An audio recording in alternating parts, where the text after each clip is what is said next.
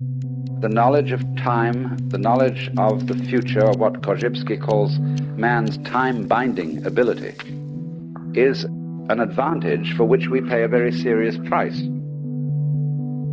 know the future in a conscious way gives you, obviously, a survival advantage.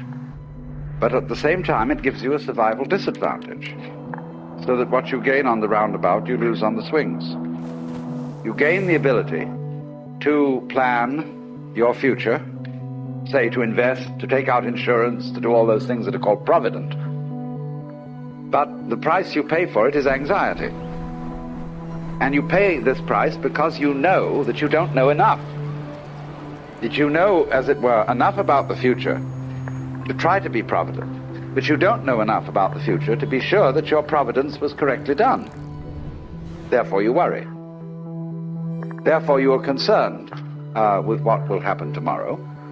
And it's so extraordinary that passage in the St. Matthew's Gospel where Jesus says, don't make any anxiety about the morrow, what you're going to eat, what you're going to drink. And I'm amazed about that, because every minister I have ever heard discuss this passage says it can't be put into practice. It's that the church simply never did teach that. That's the most subversive passage in the Gospels, which is swept under the carpet. They say, oh, it's impossible. We cannot give up making plans. We cannot give up prediction. Of course, we predict in a way, in a sort of unconscious fashion. The simplest act involves a kind of prediction. So in this case, we are simultaneously aware of things which, if you do regard the present as a hairline, would be called past and future at once.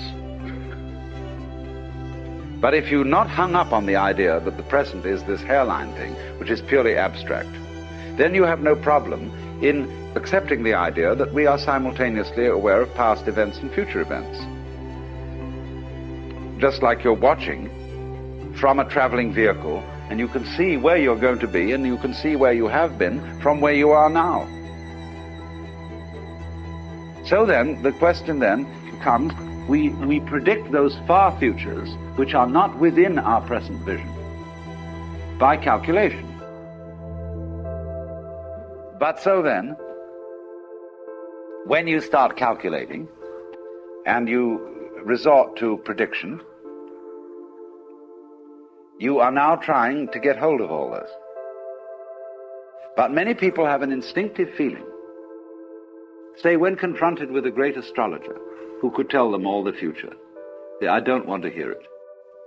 I'd rather not. And this is in a way a wise, if uninformed, reaction. Another point of view would be a realistic person saying, the trouble with you is you don't want to know your future because you're afraid of life. If you would know your future, you could take practical steps to adapt things to it. It's like all technology is initially a success. But the real problem finally comes to is this.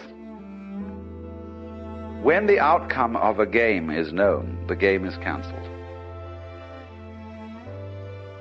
Because the whole point of playing the game is that we don't know the outcome. Because the known future is already past. And the higher the degree of certainty of knowledge as to the future, to that extent it has happened. You've had it. And we don't want to put the future in that situation. Not really. If you think of the cosmos as basically a game of hide and seek, where the Lord God is creating the universe by forgetting that he's God and imagining that he's you, this is the fundamental way of getting rid of the eternal boredom of knowing all about it, and of there being no surprises. The whole vitality of being alive is that it is always surprising. To be enlightened is to be surprised at everything, that it is a wonder, that everything is a miracle, that it is highly improbable and really shouldn't have happened at all. But there it is. If there isn't that sense, there is no vitality in anything.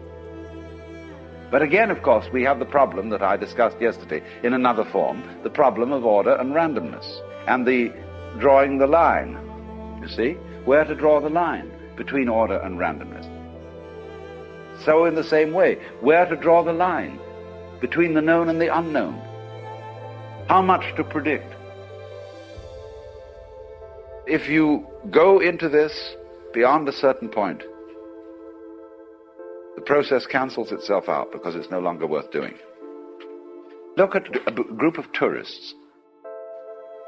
I take people to Japan every so often, and the Japanese are absolutely weird about this. Wherever you go, the tourists, the Japanese, everybody, they carry cameras. And it's very nice to have a camera, and photography is a fine art, yes. But there is a certain kind of people who never look at anything except with a camera. They go around capturing reality in this box.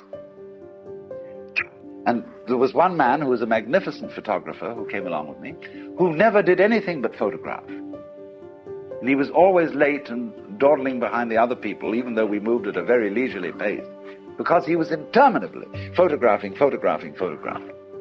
capturing the world, stopping it, making a still, see, with this box. So the clutch box you go around with, as a result, I find that people do not relate to the environment. Also, when people have very good times, they have a picnic at the beach, and it's delightful. Somebody says, oh, someone should have brought a camera to prove that this really did happen. But what happens instead nowadays, when somebody gives a great party, and all sorts of people are invited, they are sure that the society reporter comes from the press. Then they can read about it in the paper the next day and look back and say, now that really did happen, it's in the papers. Well, the same way, a young adolescent who feels that he doesn't really exist commits a crime in order to get his name in the papers. There he'll be headlined as a great hero and villain, and he'll know he's there. He'll be recognized. So it's the same principle all along of allowing the recorder, which translates life into a system of symbols, to predict the future for us. Then it makes us anxious. You see how the vicious circle operates? And having made us anxious, we turn back to it and say, you solve this problem. We don't want to be anxious. We want a foolproof system. All right, back to the recorder. Back to a closer study of the symbols. How can we outwit the future? It's a complete vicious circle. The more it succeeds, the more it fails. The more you are quite sure where you're going, and that the plane won't crash under any circumstances. Well, by the time you can travel from here to anywhere in the world in an absolutely assured won't crash plane, I tell you, there will be no point in taking the journey. Because the place you will go to will be the same place you started from. At least it will look exactly like it. And furthermore, that journey in the completely foolproof plane, because it is absolutely planned, you will have already taken it. That's why the place you are going to will be identically the place you came from. There has to be the risk in it, or there to be any point in taking it.